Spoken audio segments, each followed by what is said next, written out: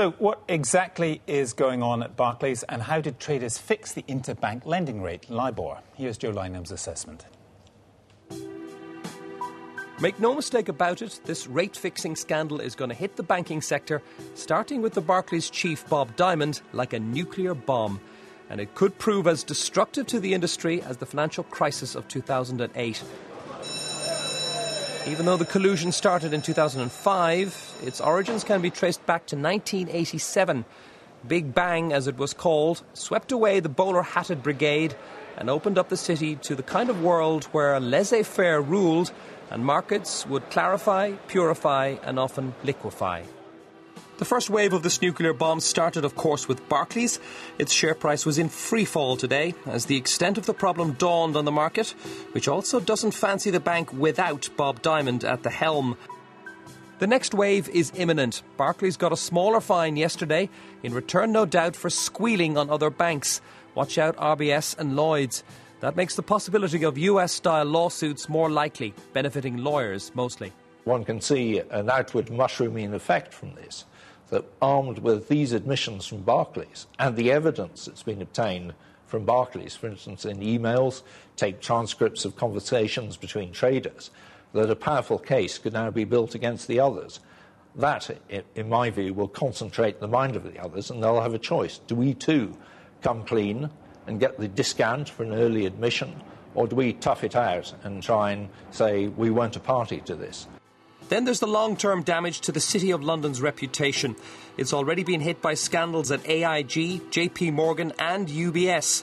Will it still account for 10% of British GDP in a decade? The wider economy won't escape either. This scandal will almost certainly lead to tighter rules for banks, which means they will earn less profits and lend even less money to companies and consumers. And even though this scandal is not restricted to just Barclays, it's the Bald Eagle Bank which is in the firing line.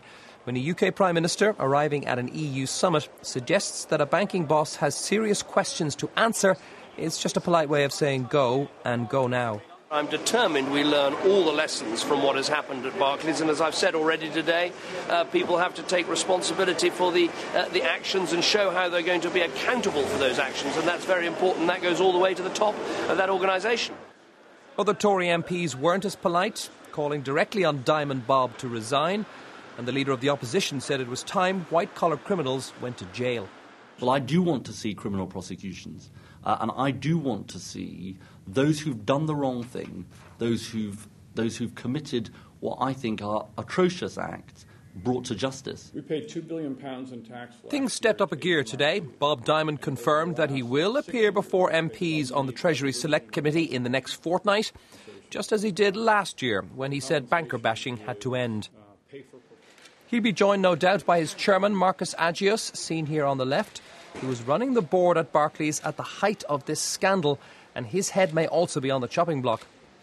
And today also saw the British Bankers Association, under whose auspices LIBOR rates have been set for 3 decades, calling on the government to assume responsibility for them in future. Meanwhile, the FSA is said to be in talks with big banks on a financial settlement for small firms in particular. The city watchdog is also set to announce tomorrow a new mis-selling probe into the banks, which would sully their reputation even further.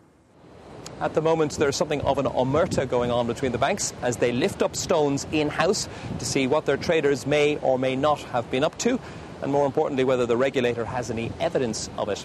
That means banks are looking nervously at each other to see which one breaks rank first and leads to a settlement, making the PPI payouts look like pocket money. And tonight it's increasingly obvious why this scandal happened in the first place. Investment bankers who gamble with much larger sums are allowed practice with a lower set of ethical qualifications than those who deal with the general public. If you're in the retail sector or if you're a member of this institute, you'll take an integrity test. We actually have something that helps people understand what is integrity and how they can prove and demonstrate with it. There is no such requirement in the wholesale market. What we should be doing is applying the same principles that is now applied in the retail sector to the wholesale sector. Make sure that professional people belong to a professional body, abide by that code of conduct, and take integrity properly and for what it's worth. And this led to the kind of unethical behaviour at the heart of this scandal. Here's a graphic I prepared earlier. John and Simon work at separate parts of the same bank, and should never be in contact with each other professionally. John has made some big bets on the future movement of derivatives linked to the LIBOR rate. He needs that rate to go down.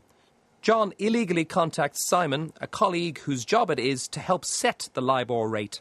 Simon is supposed to ignore all communication from John, but in this scandal he doesn't. At the daily LIBOR fixing session, Simon suggests a lower interest rate than he should, knowing it will help John as well as the bank. Even though it may only work for a few days a month, even the tiniest changes can be worth millions to John and billions to the bank.